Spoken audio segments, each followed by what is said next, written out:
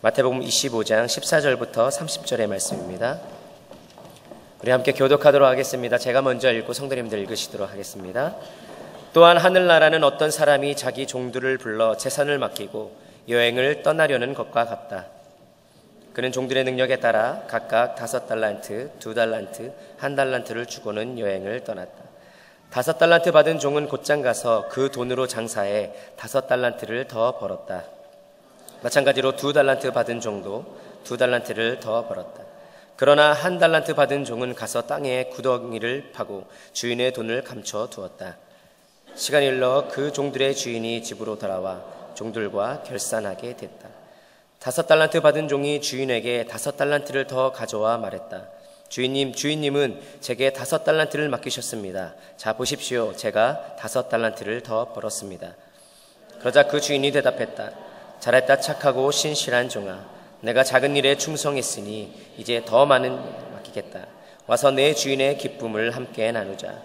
2달란트 받은 종도 와서 말했다. 주인님은 제게 2달란트를 맡기셨습니다. 자, 보십시오. 제가 2달란트를 더 벌었습니다.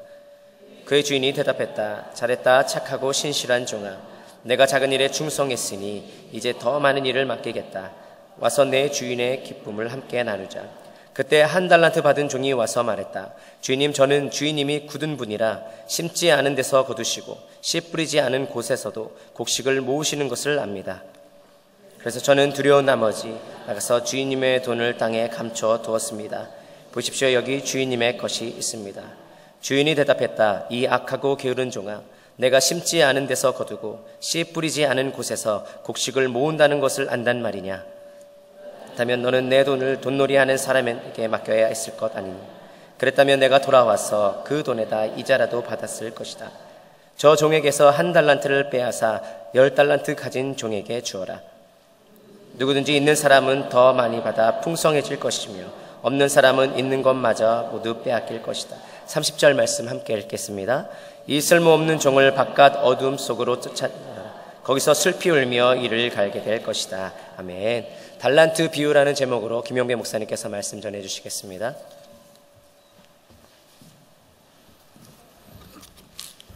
정말 기도하겠습니다. 좋으신 하나님 감사합니다. 이곳에 성령으로 함께해 주시고 우리가 주의 말씀을 통해서 살아계신 하나님 아버지를 만날 수 있도록 함께해 주시옵소서.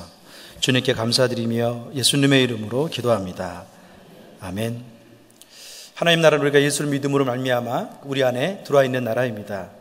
그러나 우리 마음속에 하나님 나라가 자라기까지는 느낄 수도 없고 또 체험되지도 않습니다. 그런데 어떻습니까? 하나님 나라가 자라면 우리 마음속에 어느 정도 자라면 그때부터 느껴지고 또 체험되어지기 시작합니다. 겨자 12호를 통해서 하나님 나라에 대한 특징 이야기해 줬었는데요. 그 특징은 뭔가요? 하나님 나라는 끊임없이 자란다고 말씀했습니다. 모든 씨 가운데 겨자씨는 아주 가장 작은 겁니다. 가장 작지만 그 씨가 자라면 어떻습니까? 새가 깃들 만큼 많이 자라서 그 새들에게 평안을 주고 안식을 준다고 이야기합니다. 우리 내면 안에 하나님 나라도 동일합니다. 우리 내면 안에 하나님 나라가 자라면 어떻습니까? 열매를 맺어서 많은 사람들에게 더 선한 영향력을 미칠 수 있는 그런 나라가 됩니다. 이처럼 하나님 나라는 살아있는 나라입니다. 생명이 없는 나라가 아니라 하나님 나라는 생명이 있는 나라입니다. 왜 그렇습니까? 하나님 나라를 통치하는 분이 바로 하나님이기 때문에 그렇습니다. 그분이 영원하기 때문에 하나님 나라는 영원히 존재합니다. 그런데 하나님 나라를 우리가 소유한 성도에게 사명이 한 가지 있습니다. 그것은 뭔가요? 만약 어떤 학생이 열심히 공부해서 수험 준비생이 되었습니다. 그런데 그 학생이 이제 육군사관학교를 들어갔습니다. 그러면 그는 누가 됩니까? 생도가 됩니다. 나라를 사랑하고 나라의 평생을 바치기 위해서 생도로서 훈련을 받습니다.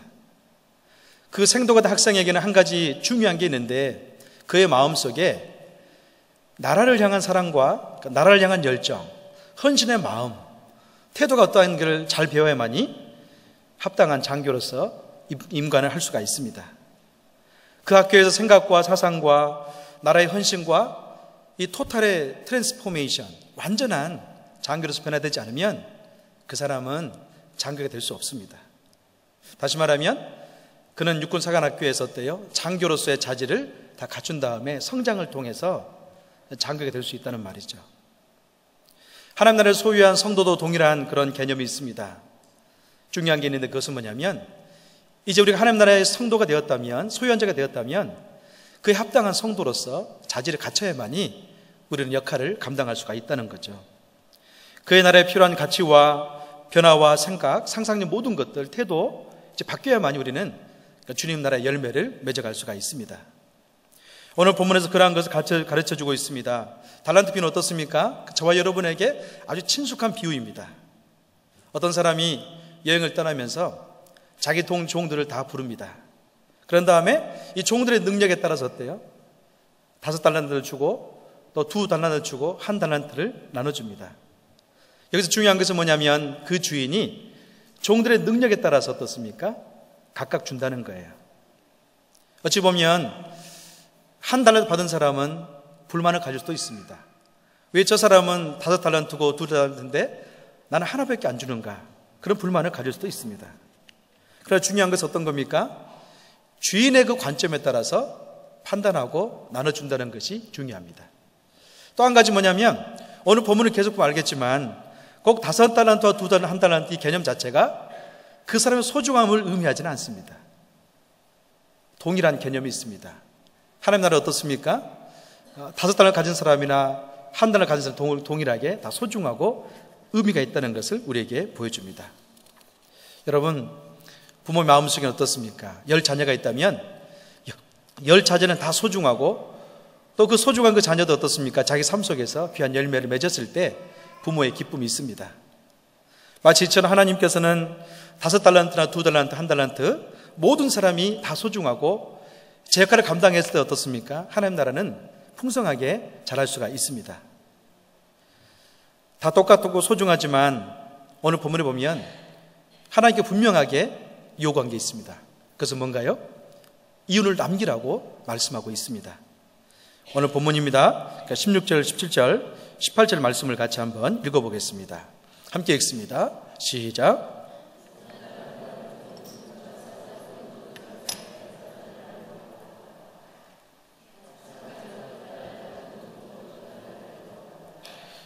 그러나 1달란트 받은 종은 가서 땅에 구덩이를 파고 주인의 돈을 감춰줬다. 아멘. 이제 이들에게 한 가지 긴장된 시간이 시작됩니다. 그것은 뭔가요? 주인이 먼 여행을 떠났습니다. 주인이 있을 때는 그냥 같이 있으면 좋지만 주인이 여행을 떠날 때 어떻습니까? 자기 스스로 이제는 장사해서 이윤을 남겨야 할 그런 시기가 되었습니다. 실제로 5달란트를 가진 사람은 곧장 가서 그 돈을 가지고 장사를 해서 5달란트를 더 얻습니다. 또 2달란트 가진 종도 어떻습니까? 열심히 장사해서 2달란트를 더 얻었습니다. 그러나 문제는 뭐냐면 1달란트의 사람입니다. 이 사람은 장사하지 않았습니다.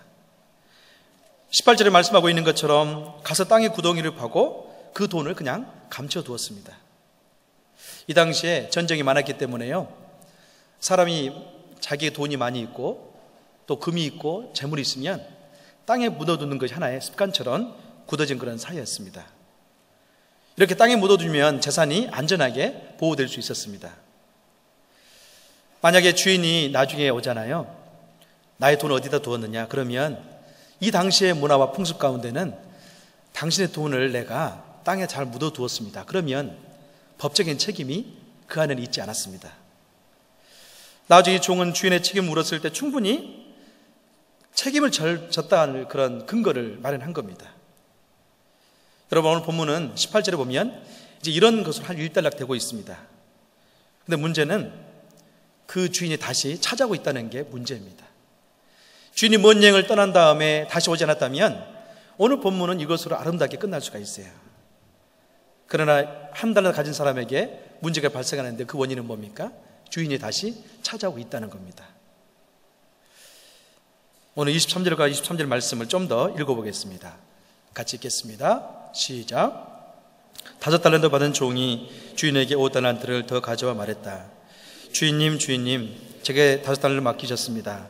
자, 보십시오. 제가 5달란트를 더 벌었습니다. 그러자 그의 주인이 대답했다. 잘했다, 착하고 신실한 종아. 내가 작은 일에 충성했으니 이제 더 많은 일을 맡기겠다. 와서 내 주인의 기쁨을 함께 나누자. 2달란트를 받은 종도 와서 말했다. 주인님, 제게 2달란트를 맡기셨습니다. 자, 보십시오. 제가 2달란트를 더 벌었습니다. 그의 주인이 대답했다. 잘했다, 착하고 신실한 종아. 내가 작은 일에 충성했으니 이제 더 많은 일을 맡기겠다. 와서 내 주인의 기쁨을 함께 나누자. 아멘. 이제 주인이 와서 결산할 때 한 사람 한 사람 종들이 와서 이제 결산 보고를 하고 있습니다. 5달란트 받은 종은 내가 열심히 일을 해서 주인님 5달란트를 더 남겼습니다. 그렇게 말합니다. 그때 주인은 어떻게 반응합니까? 착하고 충성된 종아, 착하고 신실한 종아, 내가 작은 일에 충성했으니 이제 내가 너에게 더 많은 일을 맡길 것이고 너에게 더 많은 것을 줄 것이다. 그러면서 함께 기쁨을 누리자. 그렇게 반응합니다. 동일하게 2달란트 받은 종도 어떻습니까? 자기의 소산을 가져와서 이야기합니다. 내가 2달란트를 더 남겼습니다. 그렇게 이야기해요. 동일하게 어떻습니까? 칭찬하면서 함께 이 잔치를 즐기자. 그렇게 초청하고 있습니다. 문제는 어떤 건가요? 1달란트 종의 문제입니다. 오늘 본문은 이 5달란트, 2달란트를 향해서 기록된 게 아닙니다. 1달란트 가진 종 때문에 오늘 본문이 기록되어져 있습니다. 어찌 보면 실패를 통해서 우리에게 영적인 교훈을 던져주고 있습니다. 24절 말씀 같이 한번 읽어볼까요? 24절과 25절입니다. 시작. 그때 1달란트 받은 종이 와서 말했습니다. 주인님, 저는 주인님이 굳은 종보라 심지 않은 데서 거두시고 씨 뿌리지 않은 곳에서도 곡식을 모으시는 것을 압니다. 그래서 저는 두려운 나머지 나가서 주인님의 돈을 땅에 감춰 두었습니다. 보십시오, 여기 주인님의 것이 있습니다. 아멘. 여러분, 희한한 것은 뭐냐면 지금 종들이 와서 어떻습니까? 그러니까 주인에게 자기 인생을 평가받아야 할 그런 순간인데 도리 어찌된 일인지 1달란트 받은 종은 주인을 평가하고 있는 것을 자세히 보면 알 수 있습니다. 주인에 대한 평가가 어떻습니까? 주인님은 굳은 분입니다. 그렇게 이야기합니다. 주인님은 굳은 분이기 때문에 심지 않는 데서 거두고 또 씨 뿌리지 않는 곳에도 거둔 분임을 내가 알았습니다. 그렇게 이야기합니다. 자, 그래서 어때요? 그의 행동은 두려운 나머지 나가서 그냥 그 1달란트를 땅에 묻어두었습니다. 여러분, 1달란트 받은 종은 아주 지혜롭고 어찌 보면 세상적으로 약삭빠른 그런 사람이었습니다. 이 당시에 유행된 말이 있었는데요. 어떤 말이었냐면 플라톤의 격언이 있습니다. 내가 내려놓지 않은 것을 들어올리지 말라. 어떤 물건을 내가 내려놓지 않았다면 그 물건이 있어도 너는 절대로 들어올리지 마라. 그런 격언이 있어요. 솔론의 격언이 있습니다. 내려놓은 것은 그것을 내려놓은 사람이 아니면 절대로 올려서는 안 된다. 그런 개념의 또 격언이 그 당시에 아주 유명했습니다. 이 두 사람의 격언은요, 그 당시에 상식과 철칙이 되는 그런 수준이었습니다. 다시 말해 어떻습니까? 자기가 내려놓지 않는 것이라면 들어올리지 말라는 거예요. 그냥 그대로 두라는 거예요. 아주 소극적인 삶의 철학과 아주 소극적이고 어떻습니까? 무책임한 그런 것들 그 당시에 문화의 팽배에 있었습니다. 이 종은 지금 주인에 맡겨놓은 돈을 그대로 묻어놓다가 주인이 오니까 어떻습니까? 그대로 돌려주고 있습니다. 여러분, 종의 태도는 어떤 태도였습니까? 이 당시의 문화를 따르는 그런 태도를 우리에게 보여줍니다. 사랑하는 여러분, 청중들도 이 종에게 어떠한 것을 책임을 묻지 않고 있습니다. 왜냐하면 이 당시의 문화가 그게 맞았기 때문에 그렇습니다. 그러나 문제는 뭡니까? 이 종을 판단하고 이 종을 평가하는 종은 청중이 아니었습니다. 또 어떻습니까? 이 당시에 문화가 이 종을 평가하지 않습니다. 누가 평가합니까? 주인이 평가하고 있습니다. 그래서 오늘 본문의 중요한 것은 뭐냐면 이 종에 대한 태도와 삶의 모든 결과를 우리 주인이 어떻게 말하고 있는가, 그것이 중요합니다. 하나님 평가가 중요하다는 것을 오늘 본문 가운데 우리에게 이야기하고 있습니다. 사랑하는 성도 여러분, 우리 인생도 마찬가지입니다. 마지막 우리 인생의 그 목적지에 다다랐을 때 이 세상 문화에서 엄청난 많은 돈이 있었고 또 문화적으로 인기가 있었고 했을지라도 만약 하나님이 우리에게 그 문화의 그 가치에 따라서 평가해 주지 않고 다른 평가 기준이 있다면 이 세상에 아무리 좋은 권력이라든지 문화의 인기라든지 재산도 아무런 의미가 없을 수 있다는 것을 우리에게 반증하고 있습니다. 주인이 어떻게 이야기합니까? 26절, 27절 같이 한번 읽어보겠습니다. 주인의 대답이 나옵니다. 시작. 주인이 대답했다. 이 악하고 게으른 종아, 내가 심지 않은 데서 거두고 씨 뿌리지 않은 곳에서 곡식을 모은다는 것을 안단 말이냐? 그렇다면 너는 내 돈을 돈 노리는 사람들에게 맡게 했을 것이 아니냐? 그렇다면 내가 돌아와서 그 돈에다 이자라도 받았을 것이다. 아멘. 여러분 26절 말씀 보면 어떻습니까? 이 칭찬의 분위기는 완전히 바뀌었습니다. 악하고 게으른 종아, 내가 심지도 않는 데서 거두고 씨 뿌리지 않는 데서 곡식을 모은다는 것을 알았다면 차라리 내 돈을 돈 노리는 사람에게 맡겨서 이자라도 받게 했으면 얼마나 좋았겠느냐, 그렇게 반문하고 있습니다. 사랑하는 여러분, 오늘 비유에서 주인이 생각하고 있는 그 종은 어떤 사람이었습니까? 1달란트를 받은 사람은 그 시대에 문화가 나은 사람이었습니다. 그래서 자기에게 주어져 있는 그 돈을 가지고 이윤을 남기기 위해서 진취적으로 적극적으로 책임감을 가지고 그 인생을 살지 않았던 그런 모습이었습니다. 사람은 살아가면서 그 시대의 문화와 또 그 시대의 모든 철학들을 닮아가지 않을 수는 없습니다. 문제는 뭐냐면 우리 예수 믿는 성도도 과연 이 시대의 문화와 철학 가운데 철칙처럼 따라야만이 되는가, 거기에 대한 문제가 있습니다. 로마서 12장 2절에 보면 그런 말씀이 있습니다. 여러분은 이 세대를 본받지 말고 오직 마음을 새롭게 함으로 변화를 받아 하나님의 선하시고 기뻐하시고 온전한 뜻이 무엇인지를 분별하도록 하십시오. 그렇게 바울은 권면합니다. 여러분, 그 당시 로마 교회 같은 경우도 얼마나 문화적인 타락이 있었고 엄청난 잘못된 사상이 많이 있었습니까? 그 잘못된 사상과 문화 가운데 있는 성도들을 향해서 이제 여러분이 예수 믿는 성도가 되었다면 이 세대를 본받지 말고 오직 마음을 새롭게 함으로 하나님의 뜻이 무엇인지 늘 분별하며 사십시오. 그렇게 권면합니다. 오늘 본문에서 나온 종들은 어떤 사람이었습니까? 단순히 노예를 이야기하지 않습니다. 여기 나와 있는 종은요, 적어도 주인의 재산을 맡아서 할 수 있는, 또 주인의 재산을 가지고 어떻습니까? 주인이 그 종을 아주 신뢰해 줍니다. 그래서 5달란트를 주고 2달란트, 1달란트 주고 있는 것을 우리가 볼 수 있어요. 신뢰를 받고 있고 인정을 받고 있는 그런 종입니다. 다시 말하면 이 종은요, 주인의 상속자입니다.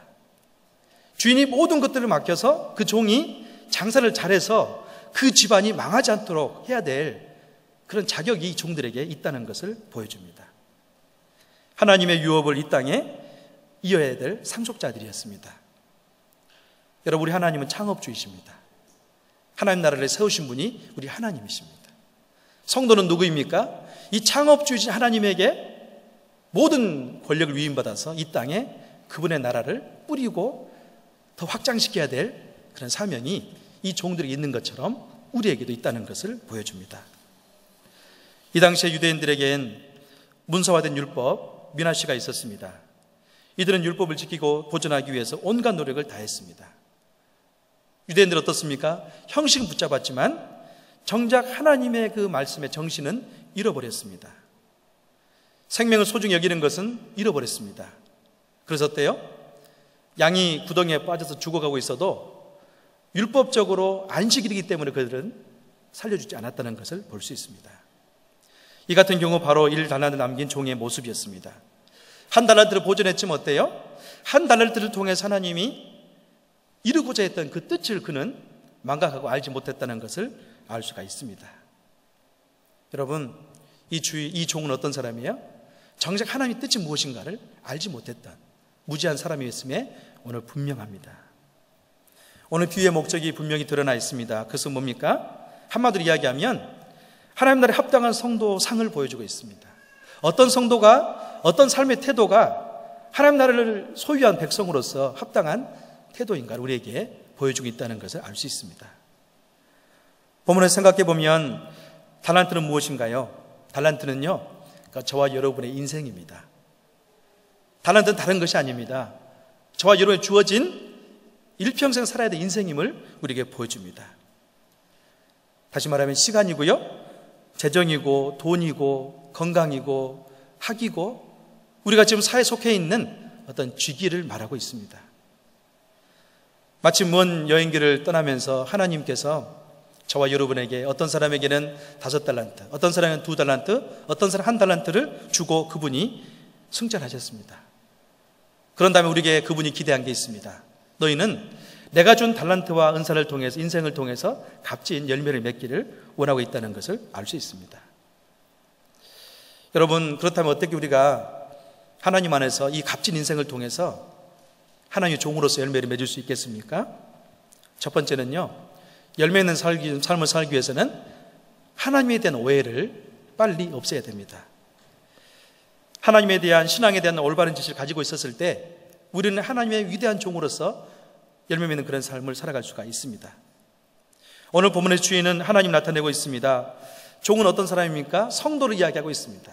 그러니까 저와 여러분을 이야기하고 있다는 것을 알 수가 있습니다. 그러나 세상적인 방법과 문화에 빠져 있습니다. 한 달러 받은 종은. 그리고 어떻습니까? 하나님에 대한 오해 때문에 그는 인생을 두려움 가운데 살아가고 있으면서 그냥 정작 그에게 능력이 될 만한 달란트는 묻어놓고 두려움 가운데 인생을 전전긍긍하며 실패의식 가운데 살아가고 있는 초라한 모습을 우리에게 보여줍니다. 24절 25절 같이 한번 읽어보겠습니다. 같이 읽습니다. 시작. 그때 한 달러 받은 종이 와서 말했다.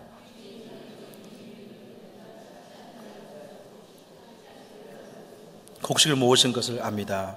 그래서 저는 두려운 나머지 나가서 주인님의 돈을 땅에 감춰 두었습니다. 보십시오, 여기 주인님의 것이 있습니다. 아멘. 여러분, 24절 25절 보면 가장 큰 오해는 무엇입니까? 하나님은 굳은 분이라 심지 않은 데서 거두고 씨 뿌리지 않은 곳에도 곡식을 거둔 분이라고 오해를 하고 있습니다. 그러나 하나님은요, 심지 않는 곳에서는 열매를 거두지 않습니다.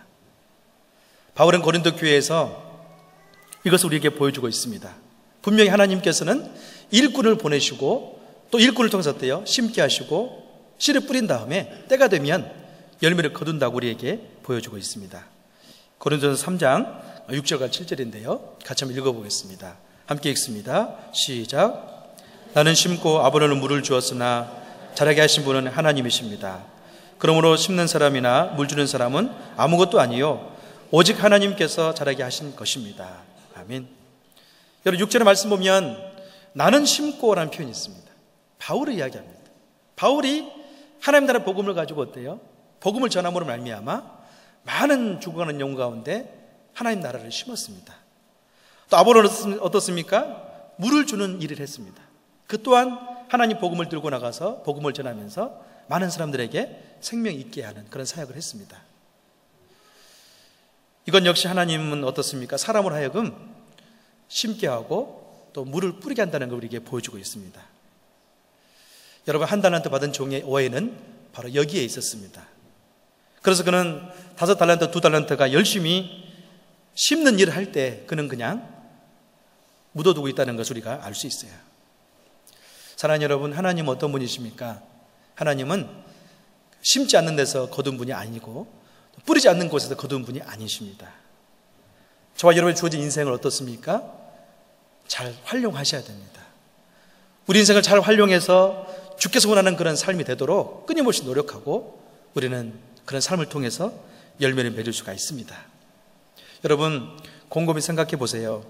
하나님은 저와 여러분에게 얼마나 좋은 것을 많이 주셨습니까? 하나님 말씀을 저와 여러분에게 주셨습니다. 하나님 말씀이 저와 여러분의 손에 있습니다. 어떤 분은 하나님 말씀을 보면서 위로를 받고 하나님의 그 뜻을 발견하고 의미 있는 삶을 사는 분들이 있습니다. 하나님 저와 여러분 뭘 줬습니까? 시간과 또 건강을 줬습니다.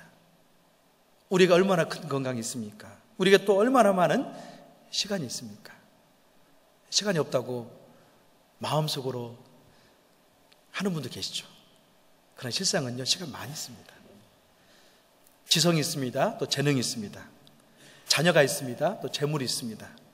사랑할 만한 능력이 우리 안에 있습니다. 또 뭐가 있습니까? 용서할 만한 포용력도 있고요. 우리는 용서할 만 어때요? 하나님 큰 용서를 받은 그런 경험, 치유받은 그런 경험도 우리 안에 있습니다. 각가지 은혜와 지혜가 있고요. 이 모든 것을 어떻습니까? 이 모든 걸 이용해서 우리는 내 인생을 화려하게 열매 맺는 삶으로 만들어갈 수가 있습니다. 그런데 문제는 뭐냐면 한 달을 받은 종은 그냥 묻어두고 어때요? 두려움 가운데 그 일생을 살았다고 고백합니다. 하나님 우리에게 주어진 이 많은 달란트를 통해 인생이 꽃피우기를 바라고 있습니다. 하나님 어떤 분입니까? 창조주이십니다. 여러분, 하나님 창조주라는 것은 무슨 의미예요? 그러니까 저와 여러분에게 창조력을 발휘할 만한 능력이 있다는 거예요. 그래서 우리는 창조적인 삶을 살아야 되고 이 창조적인 삶을 통해서 어떻습니까? 열매 맺는 그런 삶을 살아야 됨을 우리에게 보여줍니다. 우리 인생이 실패할까 두려워서 멈췄다면 하나님이 그 인생을 기뻐하지 않습니다. 여러분 어떻습니까? 우리 인생이 심지 않은 데도 거두고 뿌리지 않는 곳에도 거둔다는 그런 오해로 멈춰 있다면 하나님은 그것을 기뻐하지 않습니다. 여러분 개신교를 영어로 뭐라 이야기합니까? 프로테스탄트라고 이야기합니다. 이것은 저항이라는 의미가 있습니다. 잘못된 게 있으면 바꾼다는 그런 의미가 그 안에 있습니다. 또 개신교를 뭐라고 이야기합니까? 리폼드 처치라고 이야기합니다. 이것은 개혁을 이야기합니다. 이노베이션 하는 거죠. 끊임없이 내 삶 속에 하나님 기뻐하지 않는 것이 있다면 바꿔나가는 거예요. 그래서 어떻습니까? 교회는 하나님의 교회로서 거룩하고 깨끗하고 능력 있는 교회가 될 수 있다는 것을 우리에게 보여줍니다. 여러분 그렇다면 어떻습니까? 이 개신교, 개혁교회 성도는 어떤 삶을 살아야 될까요? 개인적으로 적용하면 매일매일 하나님 말씀 가운데 자신을 개혁시켜 나가고 새롭게 해나가는 그 사람, 그가 바로 개신교의 성도입니다. 여러분 옛 구습을 벗어버리고 예수 그리스도 옷을 입으면서 어때요? 나를 새롭게 나가는 것, 그게 바로 개신교의 성도입니다. 한 달란트를 받은 종처럼 우리는 그 시대 문화의 종이 되어서는 안 됩니다. 말씀에 따라서 어때요? 나를 개혁시켜 나가는 하나님의 진정한 말씀의 종이 되었을 때 우리는 승리하는 삶을 살 수 있습니다. 명심할 것은 뭐냐면 그저 우리 인생을 수수방관하고 보존만 하려고 너무 지나친 나머지 종의 그 시간들이 다 지나갈 수 있는 그런 때가 온다는 것을 우리는 꼭 기억해야 됩니다. 여러분 한 달러 가진 종에게 비참한 것은 어떤 거였습니까? 28절과 30절에 나와 있습니다. 같이 한번 28절과 30절까지 한번 읽어보겠습니다. 시작. 저 종에게서 한 달러를 빼앗아 10달란트 가진 종에게 주어라. 누구든지 있는 사람은 더 많이 받아 풍성해질 것이며 없는 사람이 있는 것마저 모두 빼앗길 것이다. 이 쓸모없는 종을 바깥 어두운 속으로 내어 쫓아라. 거기서 슬피 울며 이를 갈게 될 것이다. 아멘. 여러분 28절과 29절 30절 말씀을 보시면 어떤 게 있습니까? 한 달란트 있는 종이었는데요 10달란트 있는 종에게 빼앗아서 주라고 이야기하고 있습니다. 어찌 보면 굉장히 냉정한 하나님을 우리에게 보여주고 있습니다. 또 어떤 사람은 그렇게 이야기할 수도 있습니다. 이러니까 빈익빈 부익부가 발생하지 않습니까? 그렇게 이야기하고 있습니다. 그러나 그렇지 않습니다. 여기 원인 제공은 누가 하는 겁니까? 하나님이 하는 게 아니에요. 이 한 달란트 종이 그렇게 살았기 때문에 빼앗기고 있는 거예요. 결국엔 어떤 거예요? 자기가 잃어가고 있는 것을 우리에게 보여주고 있습니다. 사랑하는 여러분, 또 그렇게 이야기합니다. 누구든지 있는 사람은 더 많이 받아서 풍성해질 것이고 없는 사람은 있는 것마저도 잃어버리게 될 것이다. 그렇게 이야기하고 있습니다. 여러분, 우리는 여기서 영적인 중요한 교훈을 얻을 수가 있습니다. 여러분 인생 가운데 지금 한 달란트가 있습니까? 한 달란트를 통해서 비록 하나일지라도 내가 주님 안에서 말씀 붙들고 정말로 잘 살고 열매를 맺는다면 하나님 어때요? 더 풍성하게 채울 수 있다는 것을 우리에게 보여주고 있습니다. 또 비참한 것은 무엇입니까? 이 쓸모없는 종을 바깥 어둠 속으로 내어 쫓으라. 거기서 슬피 울며 이를 갈미 있을 것이다. 여인 같은 주인이 돌아왔을 때 이 한 달란트 받은 종에게 주어진 결과는 그거였습니다. 오해 때문에 그렇습니다. 오해한 나머지 자기 인생을 아무런 대책도 없이 노력하지 않았기 때문에 이런 결과가 나왔습니다. 우리가 잘 아는 것처럼 어미 독수리는 어떻습니까? 새끼 독수리 훈련시킬 때 아주 혹독하게 훈련시키는 것을 우리가 알 수 있습니다. 특히 이제 낭떠러지의 그 독수리의 그 우리가 있지 않습니까? 그 우리가 있는데요. 어느 시기가 되면 낭떠러지지만 어미 독수리는요, 그 새끼 독수리를 그냥 밀어버린다고 합니다. 그러면 새끼 독수리는 어때요? 절망적이죠. 그냥 날개 한 번도 안 해봤는데 막 파닥파닥 하면서 날개 하면서 안 떨어지고 안까지 가는 거예요. 그래도 결과는 어때요? 땅에 떨어집니다. 마지막 떨어진 그 순간에 어미 독수리가 가서 딱 채는 거예요. 그러면서 그 어미 독수리는 새끼 독수리에 뭘 줍니까? 자생력을 주는 거예요. 혼자 살아서 먹이를 먹고 살아갈 수 있도록 그 인생을 변화시켜 나가는 것을 우리가 볼 수 있습니다. 사랑하는 여러분, 하나님 어떤 분이신가요? 그분은 알고 계십니다. 예수님께서 어때요? 누가복음에 보면 70명의 이 제자들에게 전도 여행을 시키면서 그분이 하신 말씀이 있습니다. 내가 너희를 세상에 보내는 것이 마치 이리 가운데 양을 보낸 것과 같다. 이 세상이 마치 이리와 같다는 거예요. 일은 어떻습니까? 양을 뜯어서 죽이잖아요. 이 세상이 저와 여러분이 살기에는 엄청나게 시험거리가 많고 어렵다는 것을 표현하고 있습니다.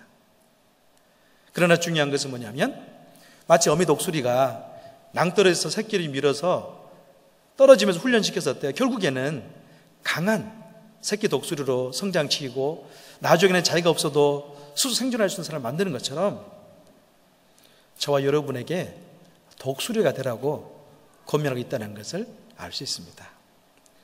사랑하는 성도 여러분, 우리는 예수 믿는 성도로서 이 땅에 닭처럼 먹이만 주워 먹는 그런 존재가 아닙니다.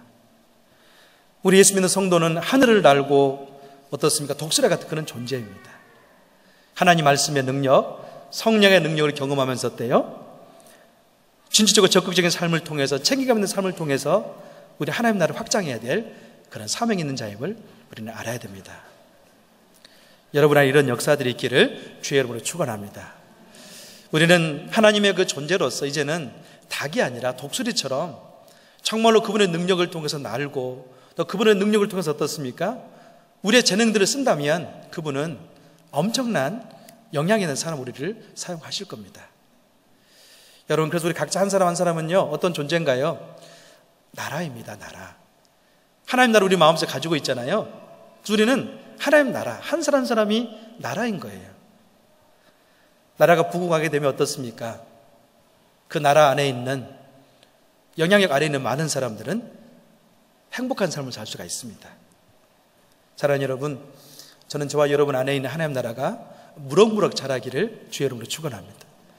많이 자라서 더 많은 사람들의 영향력을 주어서 그들이 주님으로 인하여 행복한 그런 시대가 올 수 있도록 진취적이고 책임감 있는 그런 삶을 살았으면 좋겠습니다.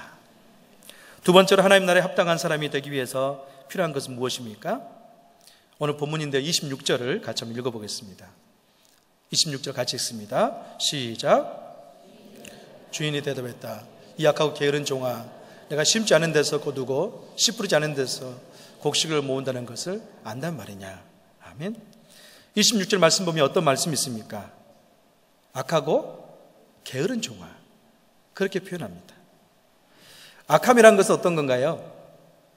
하나님에 대한 오해를 가지고 세상적인 철학을 통해 자기 인생을 경영하는 것이 악한 겁니다.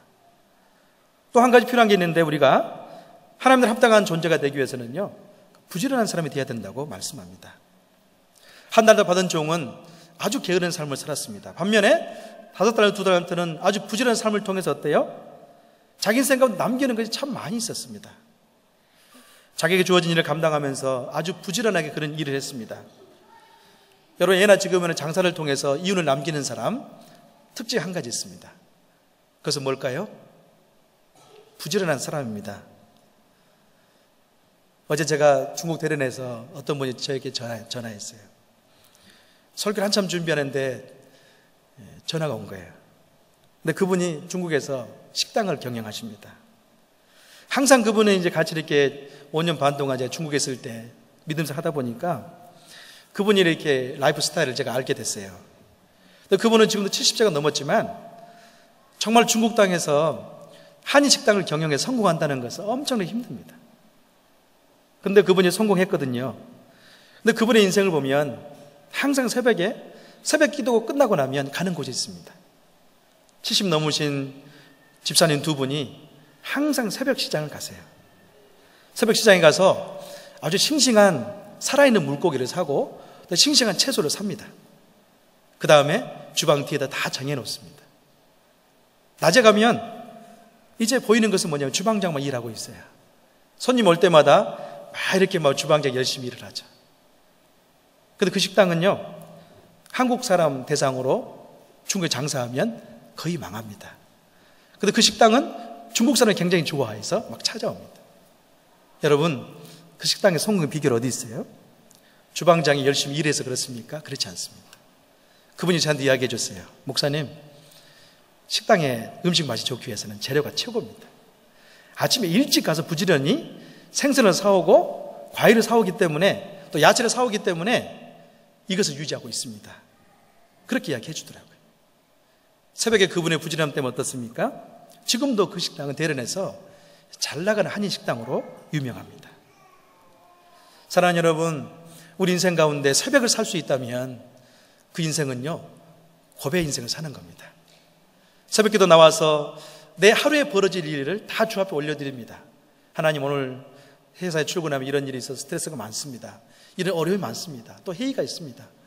주님께 주관해 주시고 아이디어를 주세요. 또 공부하는데 하나님 내게 지혜를 주세요. 가정을 주께 올려드립니다. 또 미래를 올려드립니다. 그 사람은요, 기도를 통해서 어때요? 하루를 산 거예요. 또 하루를 더 사는데 그 하루 어떤 건가요? 이제는 현장 가운데 하나님이 동행하는 걸 느끼면서 체험하면서 또 하루를 더 삽니다. 그렇기 때문에 기도하는 사람은요, 인생을 하루를 이틀로 사는 거예요. 여러분, 여호수아도 어떻습니까? 그의 마음속에 큰 두려움이 있었습니다. 모세가 이제 하나님의 부르신 다음에 여호수아는 가나안 땅을 정복해서 분배받아 엄청난 사명이 그에게 있었습니다. 그때 여호수아의 태도가 어떻습니까? 아침에 일찍 일어나서 항상 리더들을 모아서 같이 회의하고 그런 모습을 우리에게 보여줍니다. 여러분, 여호수아는 새벽을 깨우는 사람, 부지런한 사람이었기 때문에 결국에는 모세가 이루지 못했던 정복 사업을 이루고 분배하는 역사를 감당했습니다. 하나님은 저와 여러분에게도 동일하게 인생에 주어진 하나님 나라에 합당한 자세가 있습니다. 그것은 뭔가요? 부지런한 사람이 돼야 됩니다.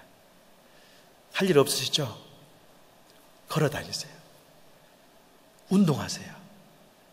부지런히 몸을 만들어 놓으면 기회가 왔을 때 그 기회를 잡을 수 있습니다. 그러나 부지런히 자기 몸을 안 만들면 어때요? 기회가 와도 몸이 안 따르기 때문에 이제 그 기회를 잡을 수 없습니다. 예수님께서 늘 사역 중에 바빴지만 그의 삶을 보면 어떻습니까? 항상 새벽 유명에 한적경고 가서 나가서 기도하고 미래 사역들을 준비했다는 그런 것들을 볼 수 있습니다. 여러분, 우리가 영어 속담에 잘 알고 있는 속담 한 가지 있습니다. 일찍 일어나는 부지런한 새가 벌레를 잡는다. 아주 평범하지만 내 삶을 통해서 이것이 움직이기 위해서는 많은 결단이 필요하고 노력이 필요합니다. 여러분, 게으름은 뭡니까? 게으름은 가난의 원동력입니다. 게으른 사람은 주께서 우리에게 얼마나 많은 달란트를 줬을지라도 열매로 나타나지 않는다는 것을 알고 있습니다. 그러나 여러분 어떻습니까? 부지런함은 하나님 나라의 성도로서 합당한 성도 상임을 오늘 본문에서 이야기해 줍니다. 사랑하는 성도 여러분, 오늘 본문 달란트 비유는 저와 여러분을 향한 비유임에 분명합니다. 더 이상 우리는 우리 인생을 어떻습니까? 비관할 필요가 전혀 없습니다. 이제 하나님이 저와 여러분과 함께 하는데 5달란트, 2달란트, 1달란트 받았다면 기회는 분명 우리에게 주어진 것입니다. 이제는 여러분 진취적으로 사십시오. 또 한 가지는 책임감 있는 인생을 사십시오. 하나님은 저와 여러분을 통해서 엄청난 일과 또 역사를 이루실 것입니다. 여러분, 착하고 충성된 종의 특징은 무엇이었습니까? 날마다 자신을 하나님 말씀 가운데 순종하면서 어때요? 열심히 일을 해서 열매를 맺은 종이 착하고 충성된 종이었습니다. 반면에 게으르고 각한 종은 누구예요? 그 시대 문화가 그를 만들어가는 그런 종이었습니다. 우리는 이 시대의 문화의 종이 아닙니다. 우리는 누구의 종입니까? 하나님의 종입니다. 하나님 말씀의 종입니다. 그분의 비전의 종입니다. 그래서 우리는 날마다 그분과 더불어서 믿음으로 살아갈 때 많은 열매를 맺을 수 있습니다. 그런 우리가 되기를 주의 이름으로 축원합니다. 시간 같이 기도하겠습니다.